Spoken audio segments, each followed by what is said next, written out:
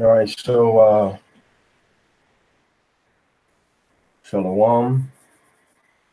Today we're doing the 6th day Aliyah of Parashah Vayechi. YAIQAB. What are you doing that for? YAIQAB. All right, which deals with the life of our father Jacob YAIQAB from Genesis chapter 49 verse 27 to Genesis chapter 50 verse 20. All right, so remember now, the next new moon is January 5th to January 6th, from night to night. January 5th at night to January 6th at night. It's a holy day.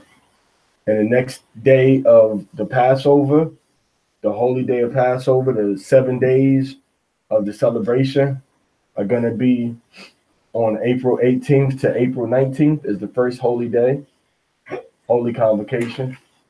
And the last day is going to be April 24th to April 25th. Okay? So that's when Passover is going to be. All right, so of course tonight, right, real quick, we're dealing with the Benjamin. Now, Benjamin out of West Indies. All right, those are the primarily dealing with the black people that came to Jamaica in slavery. All right, the people that mainly came to Jamaica in slavery, the people that mainly came to Trinidad and Tobago in slavery, the people that mainly came to Dominica and Barbados, the people that came into some parts of Guyana, South America, like Guyana, Suriname, and Prince Guyana. All right, so different people that you have in the West Indies Islands, as we know them to be. All right, mainly the places up higher are the main areas of concern. The ones that are superficial right here is all right now. There's mainly them higher places like where he is, they're going to be the areas of concern. That's what we want to really start to get to.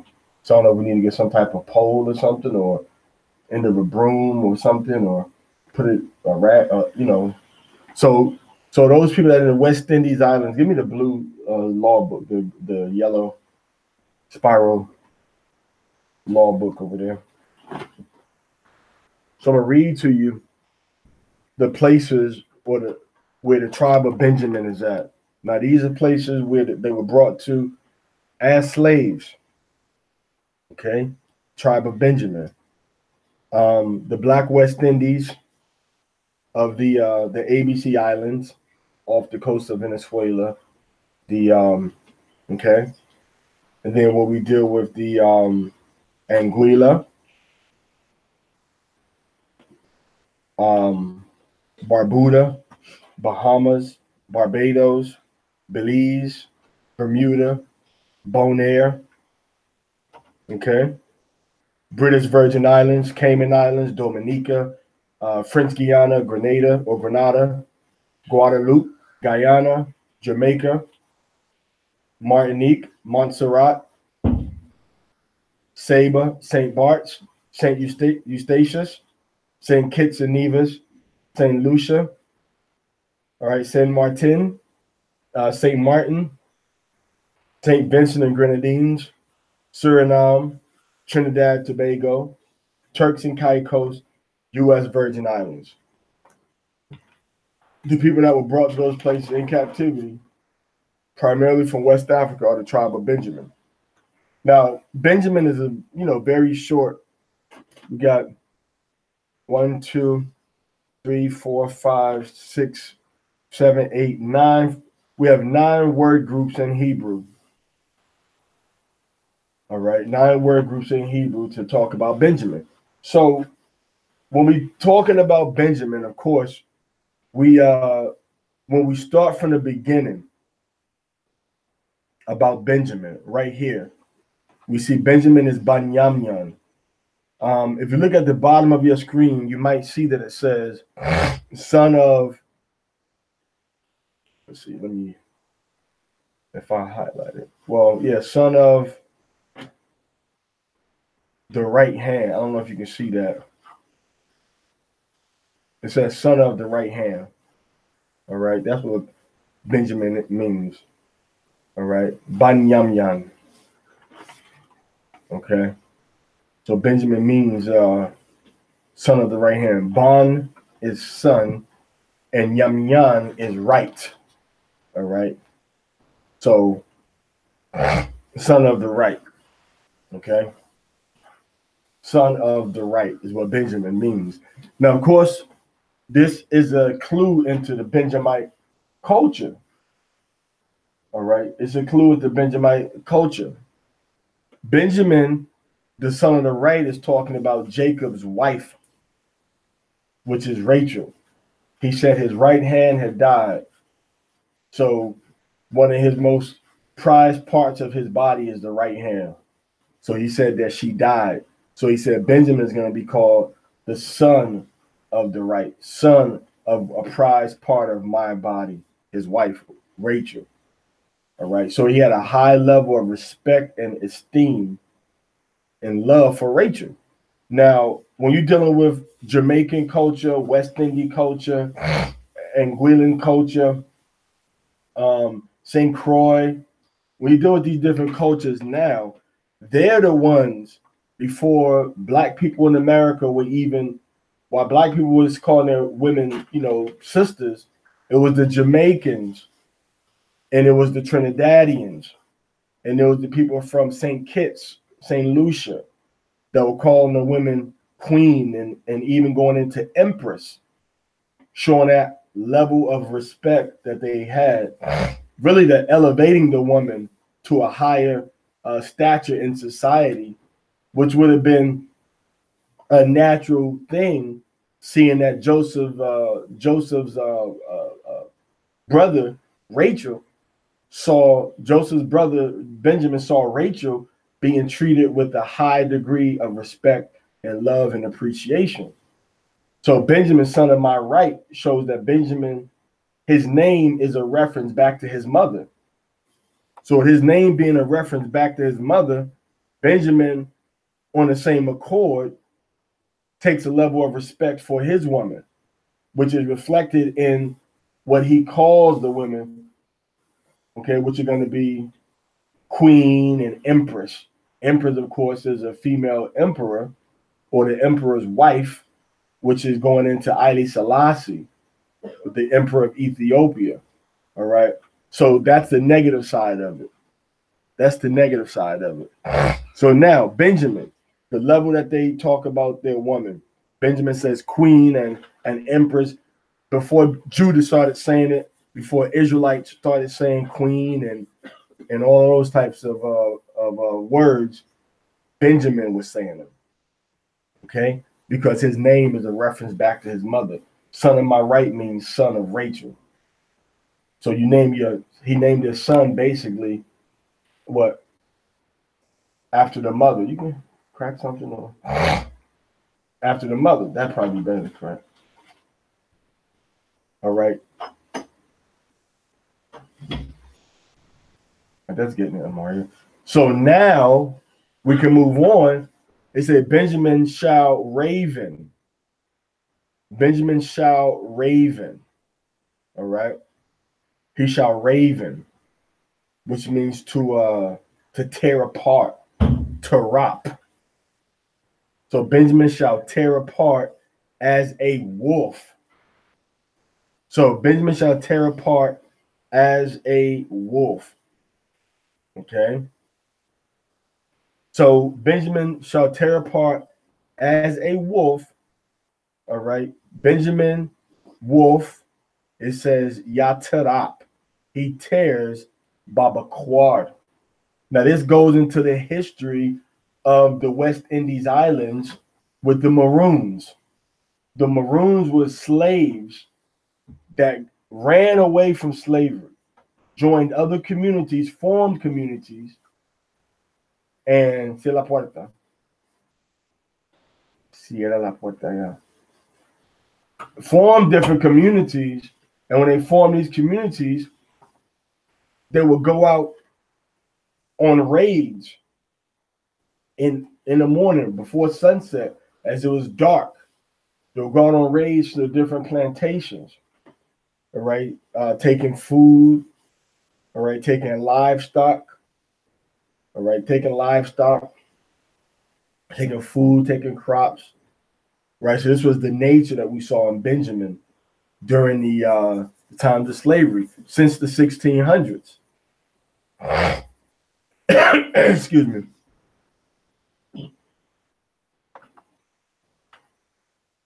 This is the nature that we saw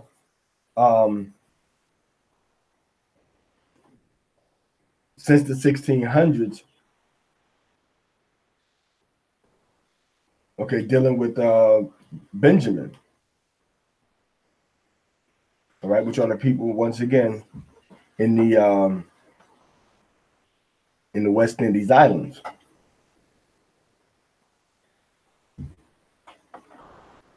Okay, so this is something that we saw them doing.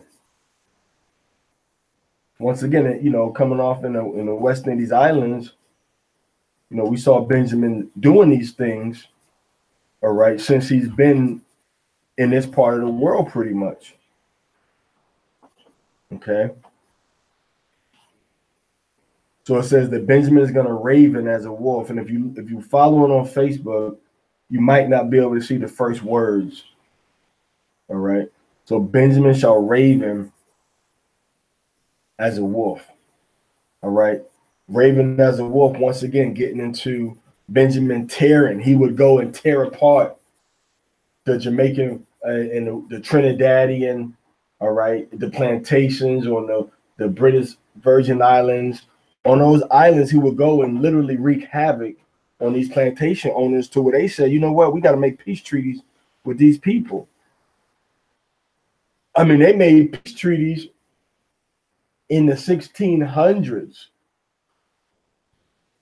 with Benjamites. The white people did.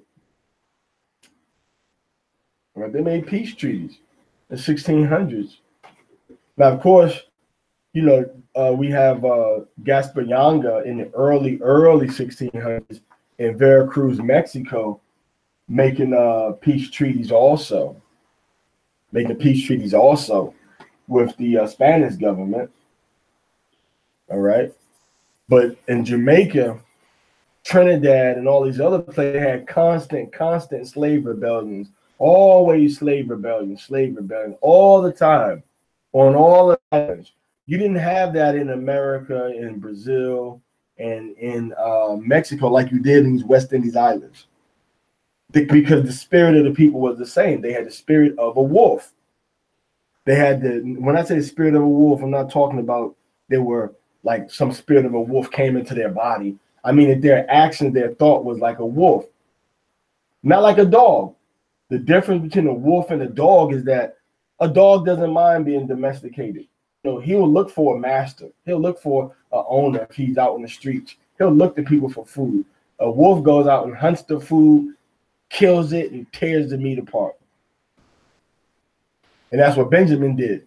Benjamin left from the Spanish and the French and the British people, and they went over into the different parts of the islands, and they said, we're going to be free.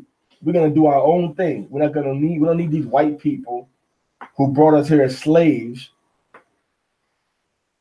to live. We don't need them to live. And mind you, there were already black people on some of these islands when they got there. All right. So that's how Benjamin ravens as a wolf. Okay. He ravens as a wolf. He tears. Now, if you look at this word raven right here, the word is yatarap, meaning he tears, like in an attacking type of way, to tear something off. All right, tearing off flesh and meat off of a victim. Now, this is the same word that we see. Who else do we read about in this in these parts of the Bible Who else do we read about somebody tearing or getting torn? Joseph, right? The brothers, Jacob said that Joseph got torn into pieces, right? He said Joseph is torn and rent into pieces, right? Now, when that happened to Joseph, Joseph said, you know what? Okay, they're trying to do this to me. I'm going to just wait and see. Okay, they're going to take me being sold as a slave. He was kind of complying in that process. But the scripture says that Jacob said that Jacob said that Benjamin's personality was going to be the opposite. Instead of Jacob thinking that Joseph got torn apart by wolves or torn apart by wild beasts, Jacob said, no, Benjamin is going to be the one that's going to be tearing apart. So when they put Benjamin into slavery, he resisted. He fought. He tried to get free. When you're saying corner, that's the corner. You mean that with this corner right here where they meet somewhere? Right there? So when he said get them together, you know, and you're going to get these Benjamites together, they're going to be like a wolf. What that means is that the Benjamites are going to be resistant to slavery. And when you study the history of slavery, the slaves that they could not break, that they could not season, that they could not make want to stay in slavery, they kept on the islands. The ones that you can get the best money for, of course, they sold them where? Sold them to the Americans, right? They sold them to the Americans. So that's how Benjamin ravens as a wolf. He resisted slavery. He fought against the slavery, all right? He fought against the slavery. And then when he got his own little communities, he would run during the early morning, and he would devour the prey. He would attack against the British. All right. He would go get the animals and everything from them, devouring the prey. As soon as he had an opportunity, go out, get the little animals, chickens, all right, goat. This is what happened. This was happening throughout the whole Caribbean islands that had slaves, that had Benjamites, Trinidad, Tobago, all right, Dominica, St. Vincent, all right, St. Vincent, Anguilla, okay, all over. This was happening. So that's how he devoured the prey. During the slave rage, raiding slaves that were former slaves would go and they would fight against the British, fight against the French, whoever was controlling that island. And a lot of times they would be able to get things because they didn't know when they were going to hit or where they were going to hit next. And they simply couldn't afford to leave men watching over the whole plantation all night. It was impossible. Okay.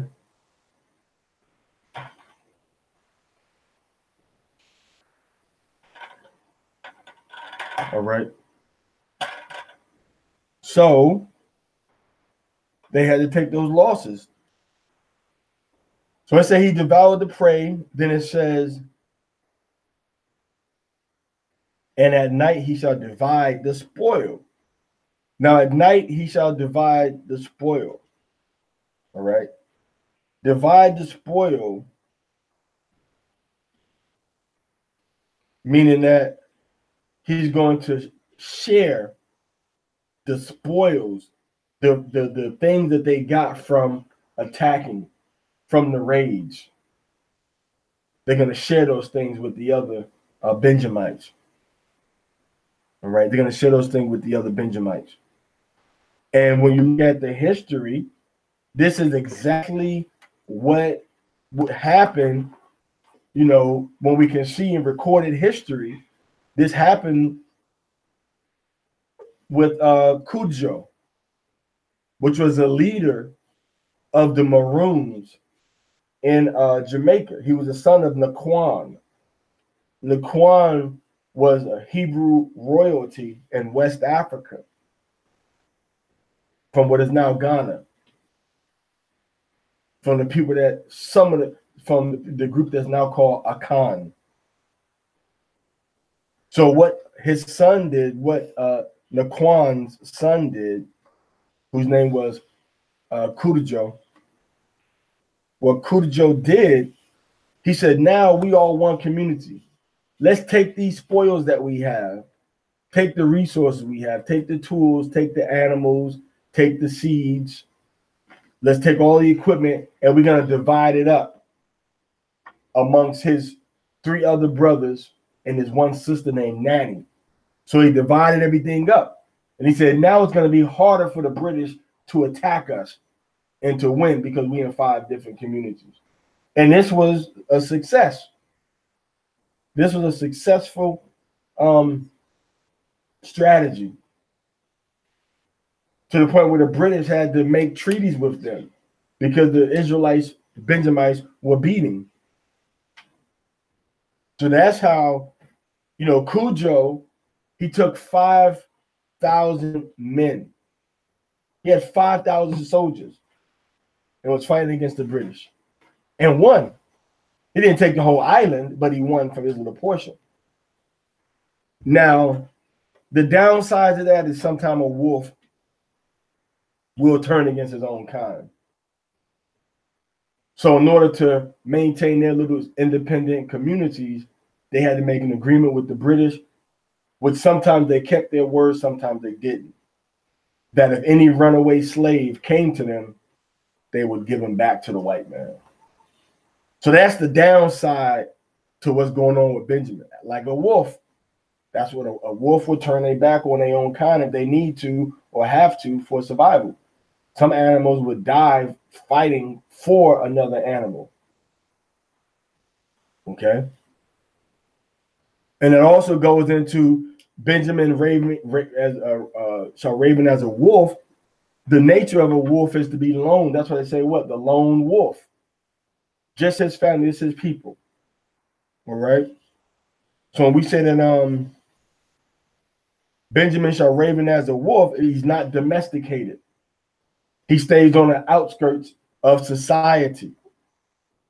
And we can see it in Benjamin living in the bush, whether it's in Belize, whether it's in Barbados, whether it's in Bahamas or Bermuda. Benjamin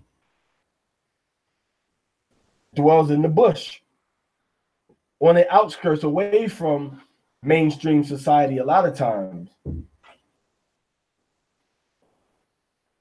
And prosperously also. All right, prosperously. So that's another way how Benjamin ravens as a wolf. The nature of a wolf is what we're looking at also. Okay, so he ravens as a wolf, the outskirts of society like a wolf. That's why in all Benjamite music, at one point or another, you're going to hear them use the term what? Babylon. Bun Babylon or Babylon fi dead. So when they use that, they're saying that we are against the mainstream integration of our people in this wicked society, which they call in Babylon. Just like a wolf. A wolf doesn't come up to people and say, hey, pet me. Hey, wag my tail so I can get you some food from you. Hey, can you let me watch your yard?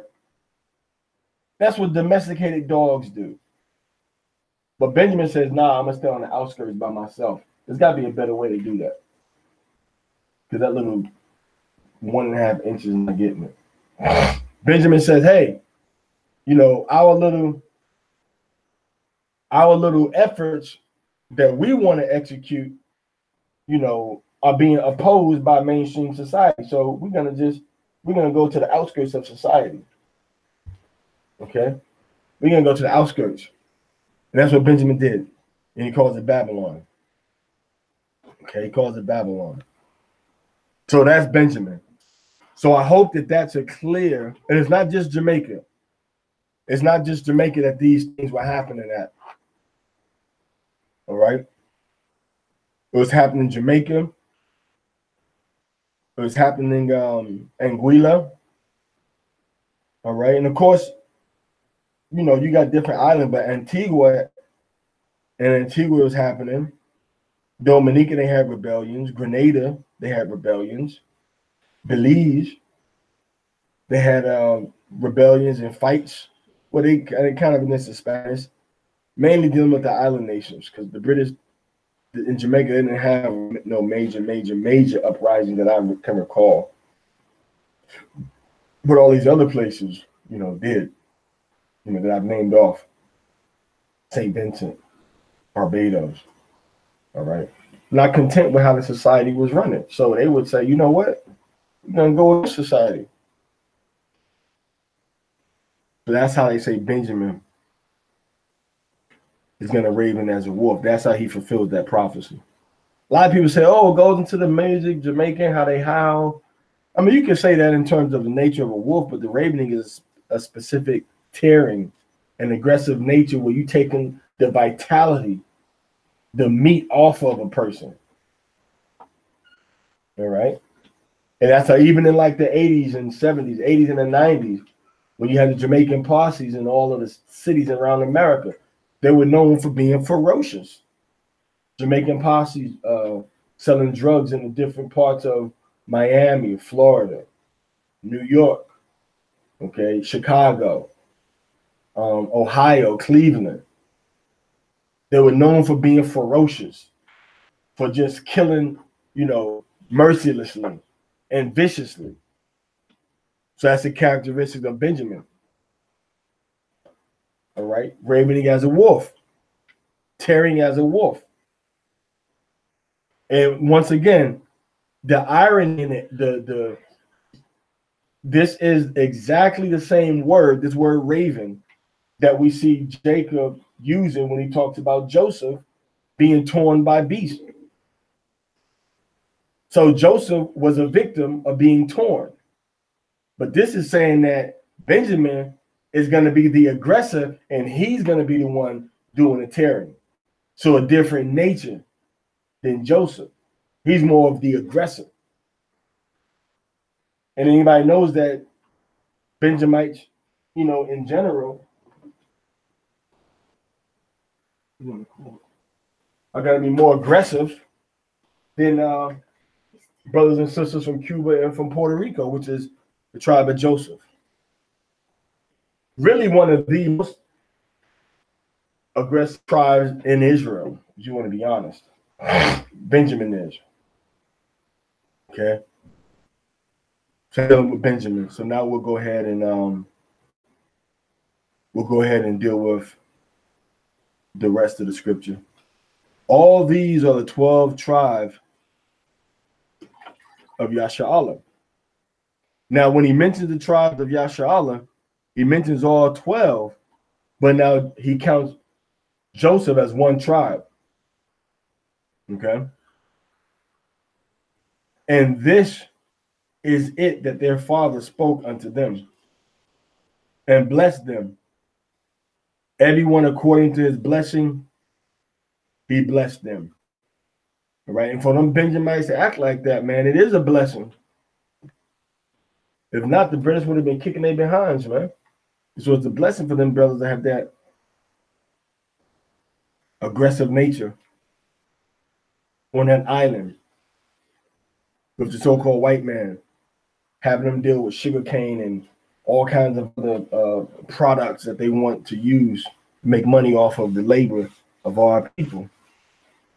All right. Everyone according to his blessing, he blessed them.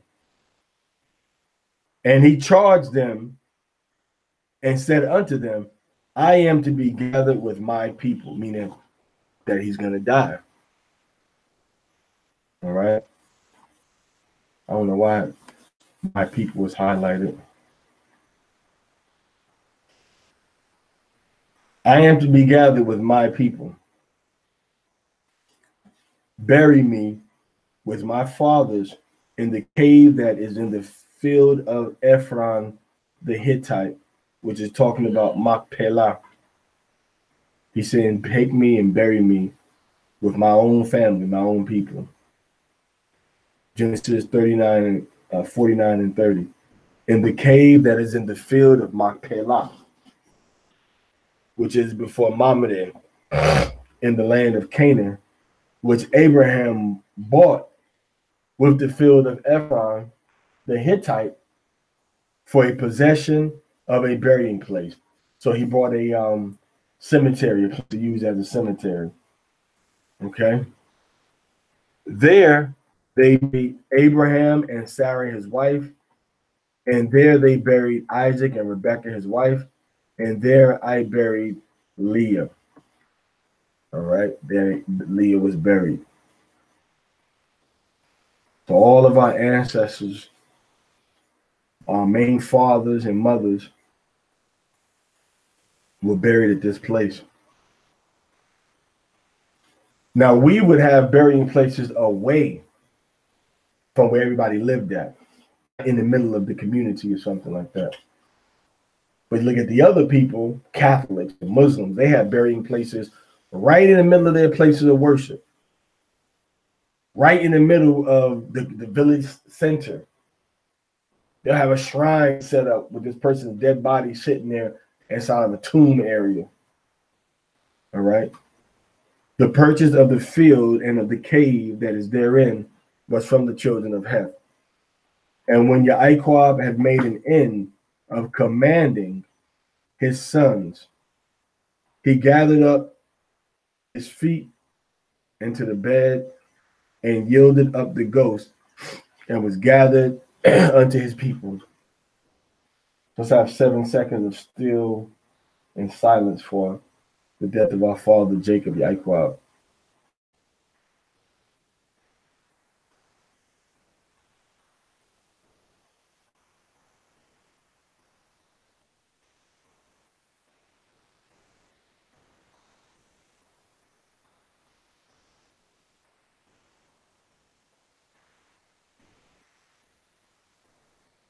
All right, so that was 21 seconds because people kept moving around, weren't still, count with their fingers and stuff.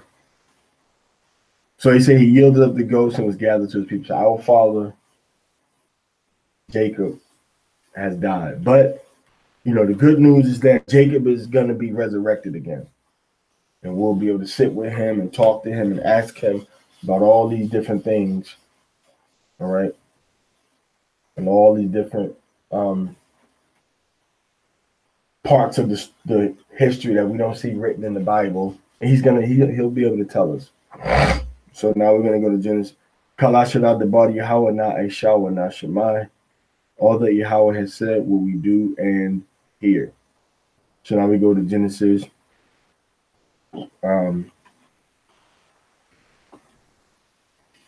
We go to chapter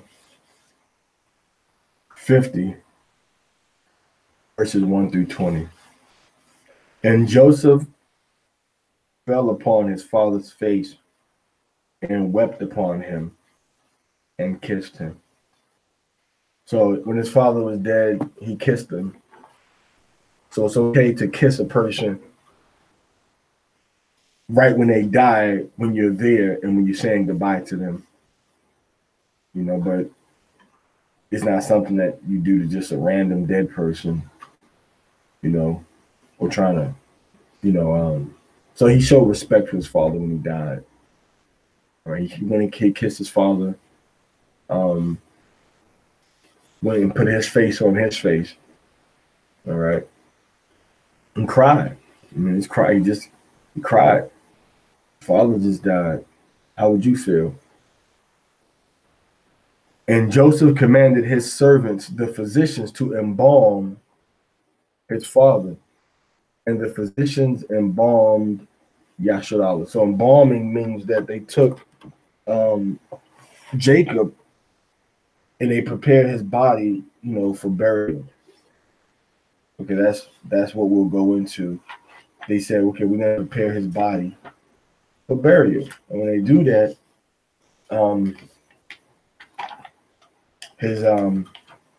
They use special, special herbs and special special types of solutions so that the body would be all right for the process of the burial. Okay. So when they embalmed them, this is an Egyptian custom. All right. And they would take out different organs and kind of put stuff in the body to kind of keep it together. Okay. Now Joseph had his father embalmed, but it's doubtful. It's probably not. He probably didn't do it according to the religious way that the Egyptians did it. Okay.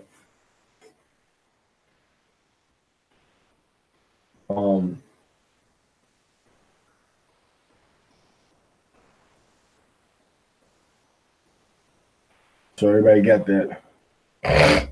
So verse 3.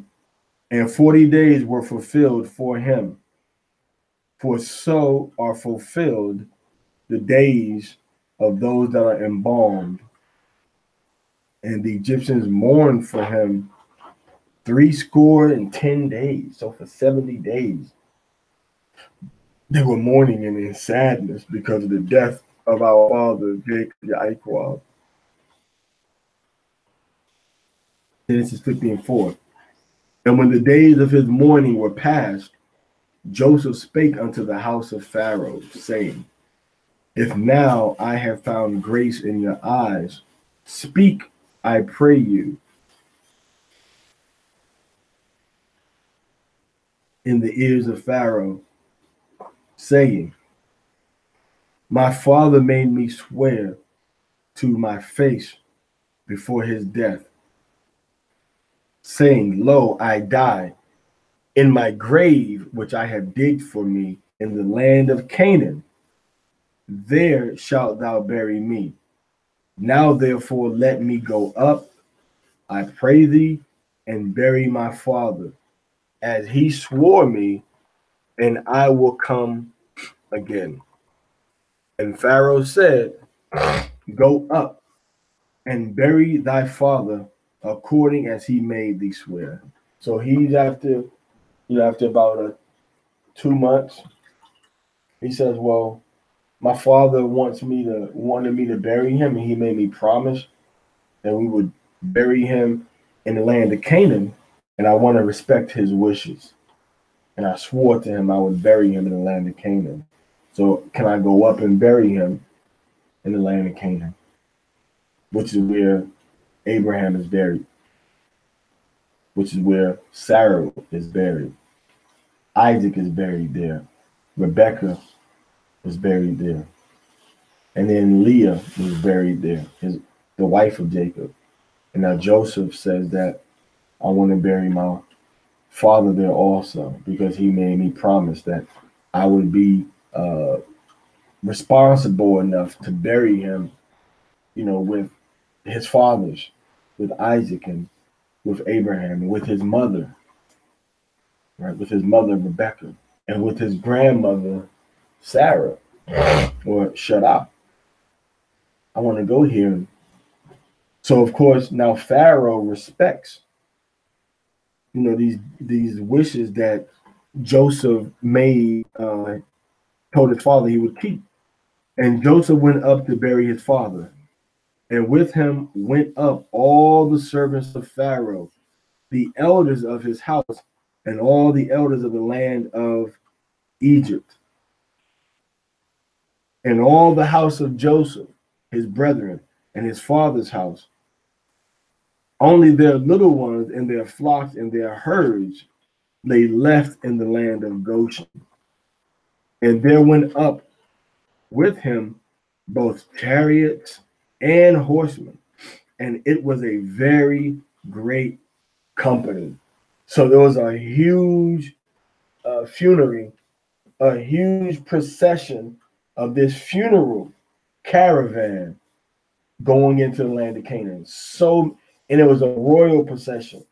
It was Pharaoh's servants, the elders of Egypt, the government leaders, all right, the government leaders, religious leaders, all of them together with their camels and horses and chariots.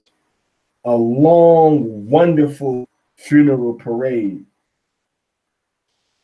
A long and wonderful funeral parade for our father, YAIQAB, Yashar Allah, Israel Jacob.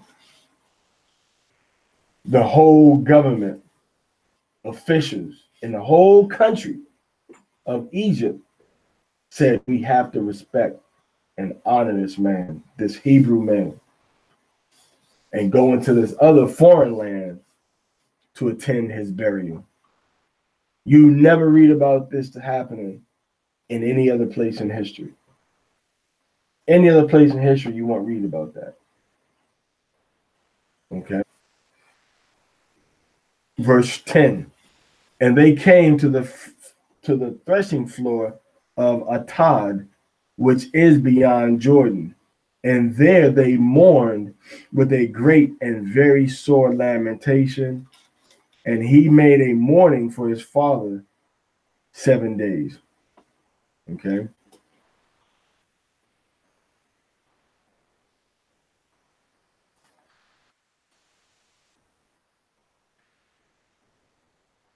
All right, so the threshing floor of Atad, right, which is where the grains and were beat down into workable pieces. Excuse me. All right, so, and when they got there, they continued to mourn some more crying, more sadness, because once again, our father just died. Okay, our father died.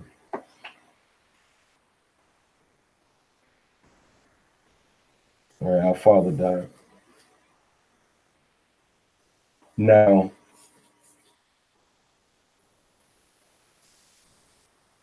of course, now remember, as they're going through these areas, they most likely are passing through territories that the Ishmaelites have now, Canaanite territories, and probably Edom's territory also. Okay. But now they see that, Jacob was part of a legacy.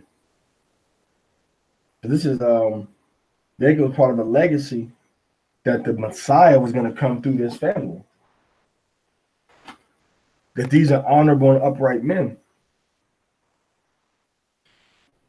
And he was the carrier of what was happening with Jacob. I'm sorry, with Abraham, with the different tribes. Okay.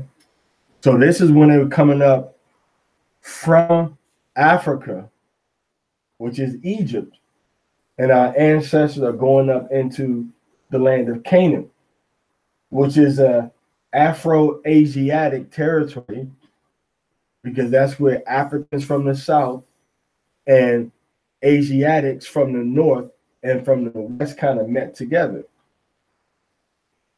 But in the ancient times, you had the Canaanites there from days of old, and then just north of that, going into Syria and Turkey, you had Shemitic people.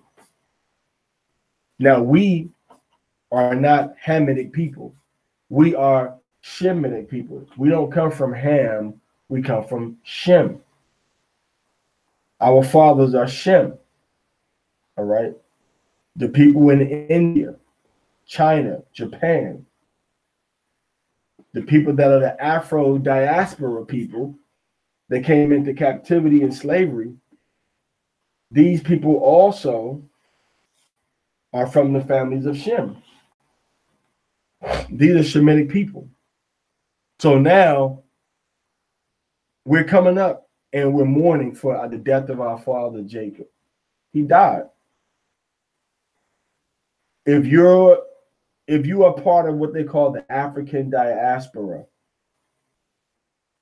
if you are part of what they call Latinos, if you are part of what they call Hispanic or Native American, if you are what they call Black American or Shidi or CD or Afro Turks or Afro Abkhazian, then you also are reading with us about the death of our ancestor Jacob. This is your ancestor. This is your ancestor that we're reading about right here. It's our ancestor. Jacob, YAIQAB, is our father, is our ancestor. No other book can you pick up under no other religious type of system can you read about your own history. Only with the Bible can Black people from the so-called African diaspora, only we can do that. No other religion that we want to follow is going to talk about us, to us. We're looking at our book, the Torah, the Bible, that contains our truthful history. Our truthful history. So now let's go into verse 11. And when the inhabitants of the land, the Canaanites, saw the mourning in the floor of Atad, they said, it is a grievous mourning to the Egyptians. Wherefore the name of it was called Abel Mizraim, Abel Matazarium, which is beyond Jordan. Verse 12. And his sons did unto him according as he commanded them. For his sons carried him into the land of Canaan and buried him in the cave of the field of Machpelah, which Abraham bought in the field for a possession of a burying place of Ephron the Hittite before Mamre. So we would take our ancestors and we would bury them. Our dead, we would bury them and let their body decompose and go back into nature. And then we would collect the bones and put the bones into a jar. Now, there's some religions out there where they burn their dead people. And when they burn the dead people, they take the ashes of the person and they take the ashes and they put it on their skin like powder.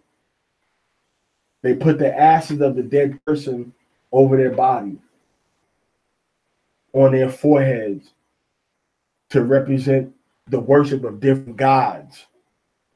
And some of our people follow these religions. They take the burnt ashes and they put them on their body. They put them on their body. And then they take the skull of a person that dies. And in order for you to be a priest, a higher level priest in some of these societies, you have to take the skull of a person, a dead person's skull, the bones of their head, and you have to use that to eat your food out of. So you're eating from the dead person like this, out of their skull. And that's what these people do. But that is not our way as Hebrews, as Shemites, as children of Jacob. We don't do that. We don't mix the dead with the living and use the dead for worship or for spiritual rituals. We don't do that. We don't try to harness power from the dead. And somebody might say, well, what about Yahushua? What about Black Jesus? Yahushua, well, he's not dead. He rose from the dead. And the Father Yahweh made him the power. All power was given unto him. Meaning, if there's any other gods that thought they had power, all of the power was given to him. See, the other different religious systems, they have different gods, they got different powers. But Yahweh gave all of the power to his son, Yahweh Shai HaMashiach, which is the so-called black man. So when we have the death of our father, we respect and we mourn and we were sad. This is our father dying, man. All right. And this is the thing that unites our people, whether we're in West Africa, America, Mexico, Peru, whether we're in India, Jordan, Turkey, Sri Lanka, no matter where we are, this is our father. All right. So it says, YAIQAB Yawasap, Matazariyama, Hawa'a, Wa'achyawa, Wakal, Ha'yam, Athwa, Lakabar, Ath, Abayoa, Akaria, Kobarwa, Ath, Abayoa. YAIQAB and turned Joseph Yawasap, Matazariam to Egypt. Hawa'a, him, Akyawa, and his brothers. Wakal and all, Ha'ailayam, the ones going up. Athwa, with him, Lakwar, to bury, Ath to a toward, Abayua, his father. All right. Akaria, after going into the future, after this is what happened, Kwarabwa buried him, Ath to a toward, Abayoa buried his father. Okay. Verse 15. And when Yawasap's brethren saw that their father was dead, they said, Joseph will peradventure hate us, will certainly requite us all the evil which we did unto him. And this is the problem that we see with our people. When one of our people does something evil or bad or negative or wrong to another, Black people, Hispanic, Native American people, they can't wait. Use the other hand too. They can't wait. You know more probably on there too. They can't wait to pay somebody back. Or I'm gonna get him back what he did to me. Watch. Or he wanted to look like a little child. Or he want to mess up. He want to mess up my He want to unsave and delete my game. I'm gonna unsave and delete his game. I made it up to this level, and he accidentally deleted where I saved my game. I'm gonna accidentally delete where he saved his game at too. Or he did evil and spoke evil against me. I'm gonna talk against him evil. Just like when you put you put 7 crabs in a bucket. When you put 7 crabs in the bucket, they all gonna try to pull the other crab down to get out, right? But how can you get 7 crabs out of a bucket? If they all got on each other and with their claws reached up, and then the one that's at the top reached down and grabbed the other ones, the one at the bottom could climb up. Number 7 at the bottom could climb up the other 6. Number 6 can climb up all the other 5, right? Number 5 can crawl up to 4. And the 4th one could crawl up to 3. The 3rd one could crawl up to 2. And the 2nd one could crawl up the 1st one. And then the 1st one could then come out from holding on to the bucket, and all of the crabs get out the bucket. Right? All of the crabs get out the bucket.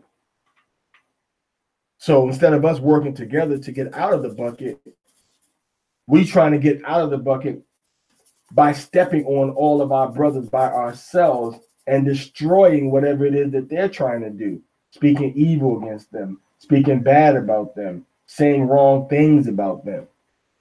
So Joseph's brothers lied, and they said that Joseph was dead. They were hateful against Joseph, and they did what? They said that they put Joseph into a pit, and then they said Joseph died. They came back and Joseph was gone, but they didn't know, so they said, well, let's get his clothes, and let's say a beast tarap, that a beast tore him into pieces. And they took his clothes and ripped them and took a goat and put blood on the goat, from the goat onto Joseph's clothes, and said, okay, Father, the animals got to Joseph and they tore his clothes up, and Jacob believed it. So now they're dead. Now Joseph is alive, and our father YAIQAB, is dead. Right? So now the brothers are thinking that, oh, since our father died now, Joseph or YAIQAB is going to try to have vengeance. Anyone that black? Is going to try to have vengeance on me. So this is verse 16. And they sent a messenger unto Joseph, saying, thy father did command before he died, saying, so shall ye say to YAIQAB, forgive, I pray thee now, the trespass of thy brethren and their sin, for they did unto thee evil. And now we pray thee, forgive the trespass of thy servants, of the Aliyah of thy father. And Joseph YAIQAB wept when they spake unto him.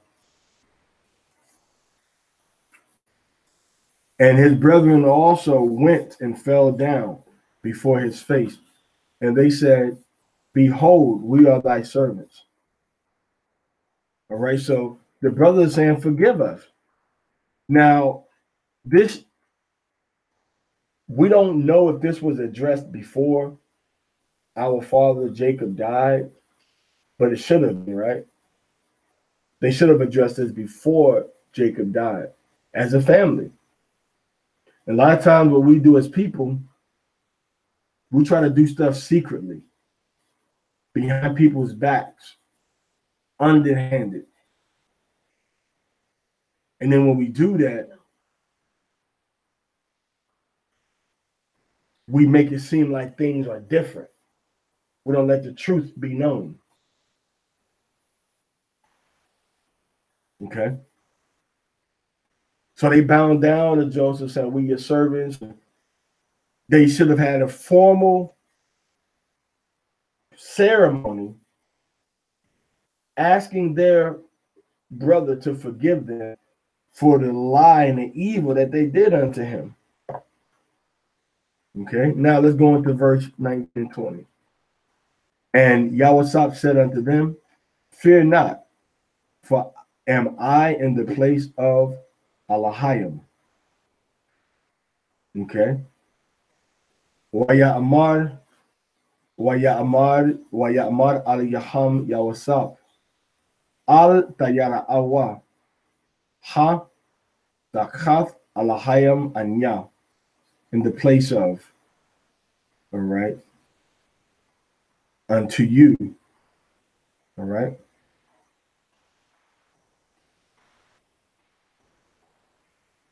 So now verse 20, but as for me, you thought evil against me, and Aliyah meant it for good, to bring to pass as it is this day, to save much people alive.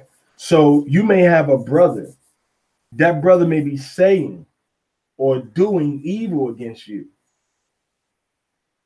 but the God, Aliyah, Yahweh, can change that evil that he's saying against you and change it for good, change it into life.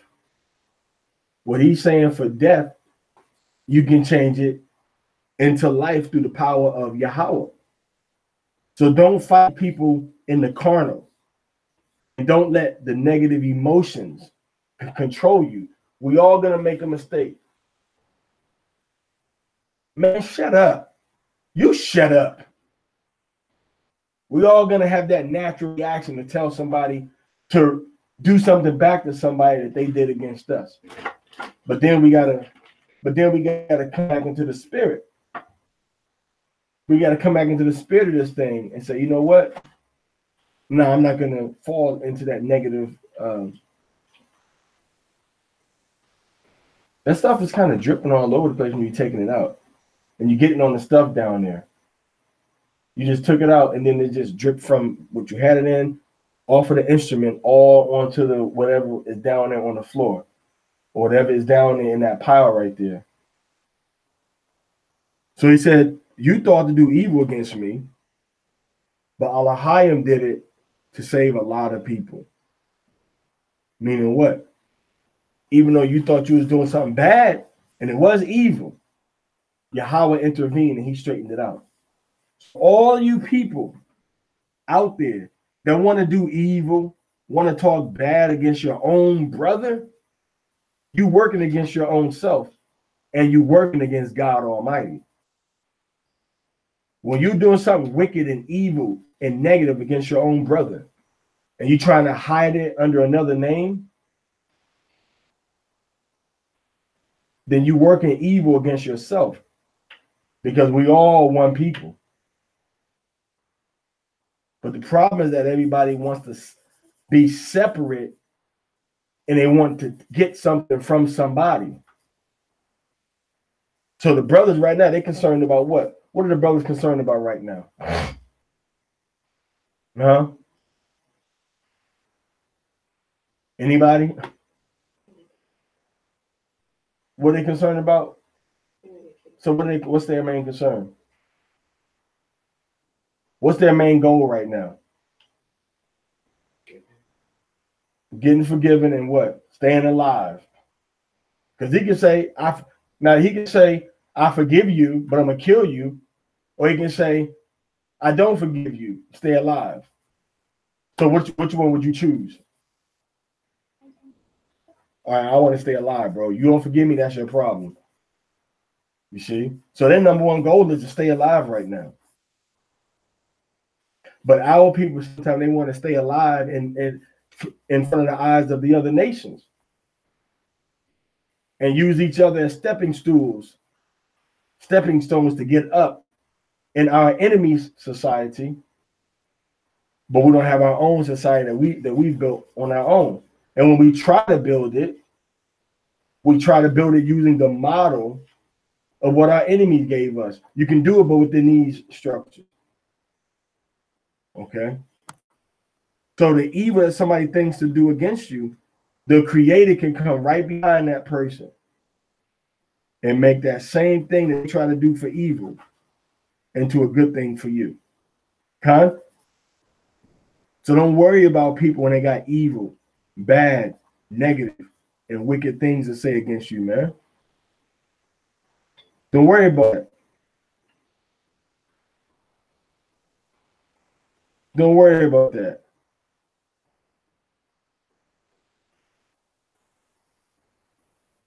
Stick to what Yahweh said. Always love your brother, man, no matter what.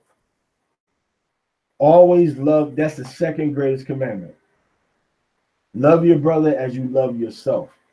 If you do that, you're fulfilling the law.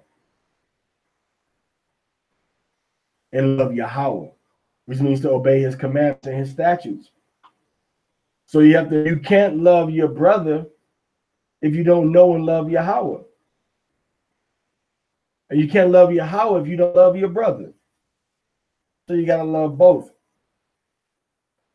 All right, now I know we're supposed to go to verse 20, but let's go ahead and do the last 6 verses. Now therefore fear ye not. I will nourish you and your little ones. And he comforted them and spake kindly unto them. So he says, don't worry about it. You know, I'm not going to do any harm to you all. Take care of you. Take care of my family. You see? Nourish. And Joseph dwelt in Egypt, he and his father's house. And Joseph lived 110 years. And Joseph saw Ephraim's children of the third generation. And Salakia, the children also of Machir, the son of Manasseh, were brought up in Joseph's days. Okay. So Joseph saw Joseph, which is the father. Ephraim was the son. The first generation was the grandson. Second generation was the great-grandson. And the third generation was the great-great-grandson. So he saw the great-great-grandson. All right. That's how long Joseph lived. And Joseph said unto his brethren, I die, and Aliyah will surely visit you, and bring you out of this land unto the land which he sware to Abraham, to Isaac, and to YAIQAB. And Yahweh took an oath of the children of Yasharallah, saying, Aliyah will surely visit you, and ye shall carry up my bones from hence with you. So Yahweh knew that we were going to be delivered from Egypt. And he said, once you get delivered, carry my bones out. Okay. He died, being 110 years old. And they embalmed him. He was put in a coffin in Egypt. So Yahweh died. And when he died, they put him into a coffin. And they left him in Egypt. And when he came out of Egypt, then what happened? We took Joseph's bones with us. All right, I think in like a leather sack or something. We carried them, I believe. I know that our ancestors took the bones of our other ancestors before them, and they put them into buffalo skin, into leather bags, as we left from the west. Here in America, we left from the western part of America, probably coming from Cahokia, and then we came into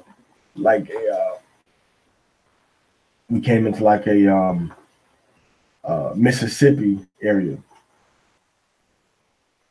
All right, which I came down from there and then went some kind of way toward the drifted west, some kind of way. I don't know exactly how it went, but that was the story. That we came from the west, either Cahokia or someplace a little further west, which is actually be west of YAIQAB. Okay. So they went there, and when we got there, we buried the bones of our ancestors, and we made the mounds. And that's how they got the mounds, YAIQAB. These were burial sites. And we buried our ancestors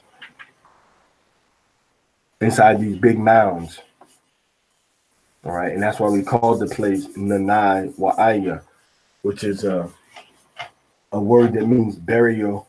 I'm sorry, which means movement and mound. That's what it means in Mississippi. So now we have Joseph took an oath, made his brothers take an oath not to leave him in Egypt, because he wants to be buried the same place where his fathers were buried. He wants to be buried in that same place where he just buried our father Abraham, our father Isaac, and we just buried our father Jacob. Okay. So he wanted to be buried in that same place. So I'm sure. So they He passed on. Now, when you do a timeline, we left Egypt at about 1447, 1446. Okay, that's when we left Egypt. All right, we left around 1447 to 1446 BC in the 12th dynasty. So take that date and go back and do your math, and you'll see when we left Egypt and when Solomon came into power. And then take that and look through the chapters again and see how old Joseph was when he came down into Egypt. All right.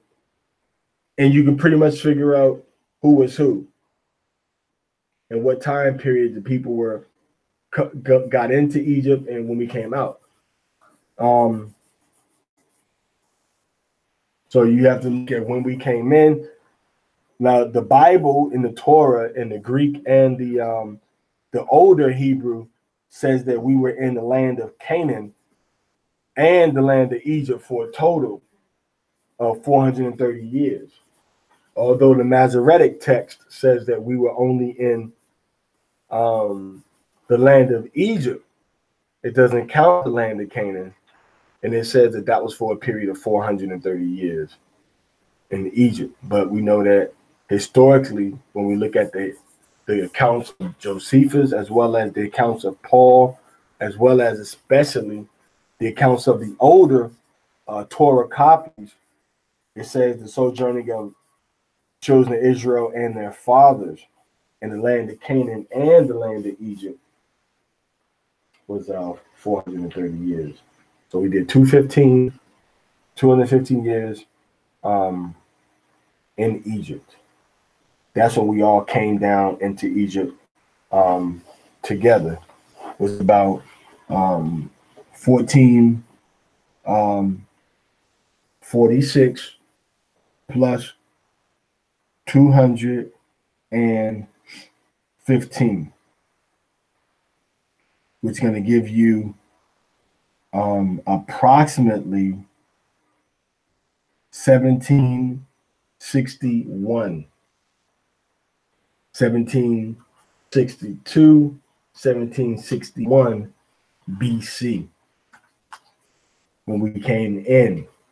1762, 1761 when we came into Egypt. Of course, we're talking about BC. Okay. BCE, before the Common Era. All right, so hey, that's about it. You know, that's about it for the Torah this week. We actually did 2 Torah portions. Learn these things because you got to get into the spirit of the law. You got to get into the spirit of what our ancestors were going through. I wonder if you take if you go back with like a little bit of water after you do whatever you're doing, and maybe like a little bit of water, maybe a tea tree, and maybe like around the area that you see are bad, and see if that helps in any way. So when you have to get yourself into this mindset, like, yo, you know, when I die, you know, take my bones with me, bro. Like, don't even leave me down here. Don't even leave me like that. Or now I'm not gonna hurt you, brother. I forgive you, man, for all the wrong you did against me. I don't want to do wrong unto you now. I don't want to hurt you. You see? How can we understand the Torah and try to walk in the Torah and understand these deeper things of the Bible when we don't even have a grasp of our own culture? We don't have a grasp of the love that we're supposed to have for each other that we read about all throughout the scriptures. And whenever somebody did something like scandalous in the scriptures, there was always some type of negative negative fallout for what they did wrong or scandalous. All right. And that's why Joseph can stand upright, like, yo, I forgive y'all, man. Even though y'all did this evil against me. So we have to be like examples, we have to be like examples of Joseph, man. We have to be like examples of Joseph. We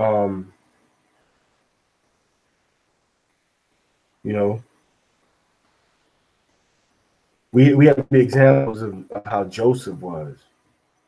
Okay. If I do this, I want to move it into another. We can't be doing this thing according to what we learned in America, according to what we learned in Puerto Rico, according to what we learned in India. Those are different cultures that were forged by our enemies. It was our enemies had us in slavery. Our enemy taught us their languages. We don't even read our own books hardly. We don't know this history that we're reading about now. Right? We know all about Abraham Lincoln. We know about Gandhi. We know about the Ottoman Turks. Okay. We know about Karl Marx and Joseph Stalin. We know about all these things of history from the different people, man, but we don't know about our own history from this book because we so busy trying to follow, a religion instead of trying to follow our own culture and our own history, man. So this is a major thing that our people have to look at and understand. Right? This book is that we're reading, it's no joke. It's no joke. The book is no joke. All right. The book shows us exactly what we need to do, exactly what our ancestors did, and it shows us exactly what's going to happen. So how can we show you exactly what's going to happen to your people in the future and show you what happened in the past and you don't want to believe it? You don't want to accept it. You don't want to walk in it. You have to be stupid, incredibly stupid or evil or wicked not to want to do what the Creator told you to do. All right, so that's pretty much the Torah reading that we're gonna read. So our father Jacob has died. So of course we are very, we're sad about that, about our father dying. But all men return unto the dust. But I would like to end on this note. When we go into the book of Second Esdras in the Apocrypha, and we read in verse Second Esdras chapter 1. Second Esdras chapter 1. And we read verse 38. Okay. Verse 38. And now, brother, behold what glory, and see the people. Actually, let me see if I can get it on here. Let me see if I can get it on here.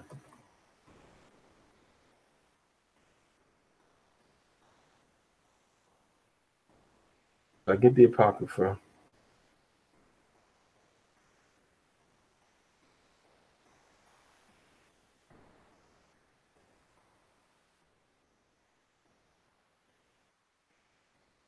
Esdras. I'm gonna take off these other versions right here. KJA Second Esdras.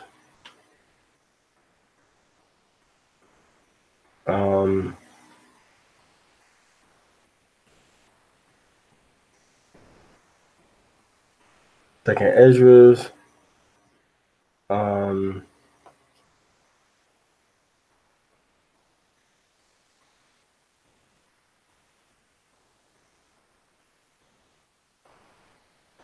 Let's go to the second.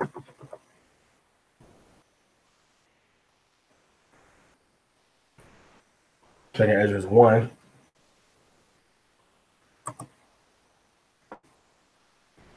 Let's go into verse 38. All right, I hope you can see it right there. It says, and now, brother, behold what glory, and see the people that come from the east, unto whom I will give for leaders. People coming from the east, he's going to give them for leaders. Now, who's in the east? Our people in India are in the east. Our people in Sri Lanka are in the east. Our people in Pakistan in the east. Our people in Iran and Iraq, Kuwait, those are all people that are in the east. So we're going to be coming from the east. Now remember, a lot of times these people, some of these people are dead into their resurrection. So the Most High says what? Unto whom I will give for leaders Abraham, Isaac, and Jacob, Hosea, Amos, and Micah, Joel, Abdias, Obadiah, and Jonas, Nahum, and Habakkuk, Zephaniah, Haggai, Zechariah, and Malachi, which is called also an angel of Yahweh, a messenger of Yahweh. So the scripture says that the Most High is going to give us for leaders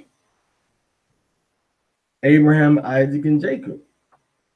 So they're going to come, our people again, and they're going to be leaders again over our people.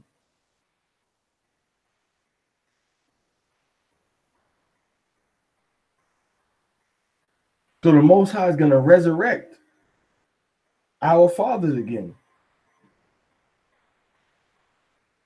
He's going to resurrect our father and be given to us as leaders. Now, how it's going to happen, I can't tell you. I don't know exactly, but we know it's going to happen. Who knows exactly? We don't know. I'm sure there's other, I'm sure there's other places in the scripture they can tell you kind of what's going to happen, how it's going to happen. But, you have to really go and do a study on that and see other information for yourself. I can give you this right here because I know about this, what it says right here. So we're going to see our father Jacob again. He's going to raise from the dead. And he's going to be a leader over our people, Abraham, Isaac, and Jacob. Okay? This is where the so-called white man gets the concept of the avatar.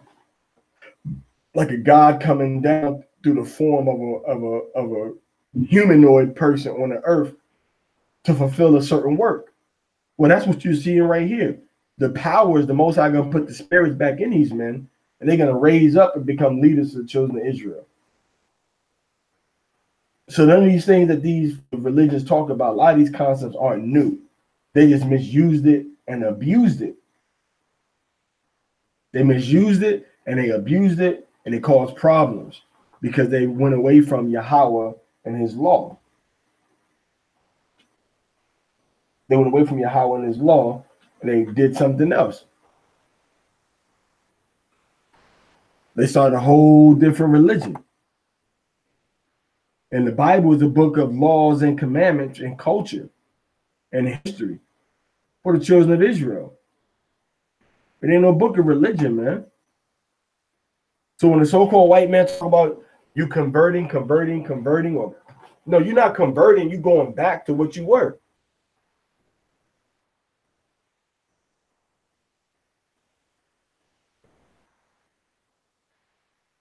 You're going back to what you were. Okay? You're not doing nothing new. You're going back to an old way that was brought to your fathers. Okay?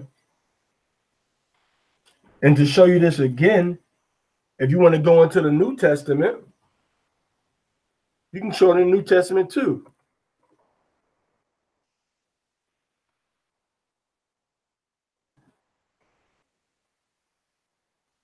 Matthew chapter 8. And let's look at verse 11.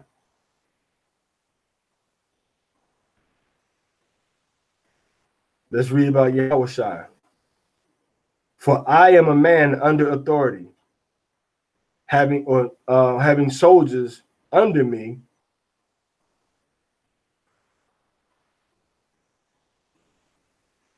For I hold on, I don't like how they're giving me this. I don't want all of that, but we'll deal with it. Let's go to verse 11. Verse 10. When Yahushua heard it, he marveled and said to them that followed, Verily I say unto you, I have not found so great faith, no, not in Israel. Because Yahushua is talking to a Gentile. And the Gentile says, I got faith that you tell my servant to get healed because he got the palsy, that he'll be healed. And Yahushua said in verse 11, and I say unto you that many shall come from the east and west. We saw east and we saw the west inside the Bible just now. Many shall come from the east and west and shall sit down with Abraham and Isaac and Jacob in the kingdom of heaven. The kingdom of heaven, of course, talking about setting up the land of Israel once again. Because everybody knew that the kingdom of heaven, the kingdom of Hashemayim, was going to be the rulership of Israel once again. So this is telling us that Abraham, Isaac, and Jacob will be resurrected in the kingdom. But the difference is that the scripture is saying that they're going to be leaders. All the prophets are going to be leaders for us also. Going into these last days. How? Who knows? Okay. So I just wanted to share that. And then share it from the New Testament also. Now, when you read this book, this is a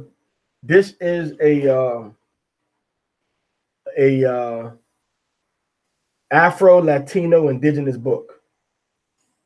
That's what this book is. That's what the Bible is. It's an Afro-Latino indigenous book. Okay. It's our book. Wherever we are in the world, the Torah and the Bible is for us. All right, so that's going to be the end of this broadcast. I thank everybody for coming out and for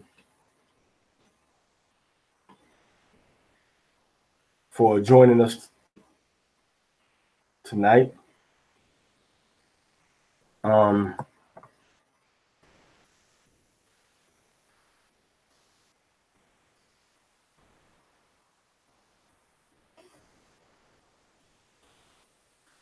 All right, so thank y'all once again.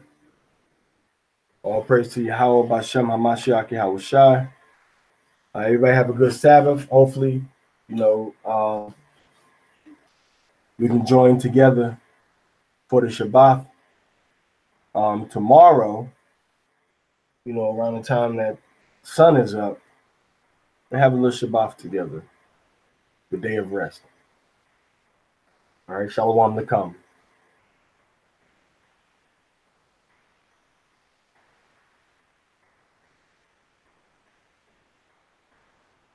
Over here.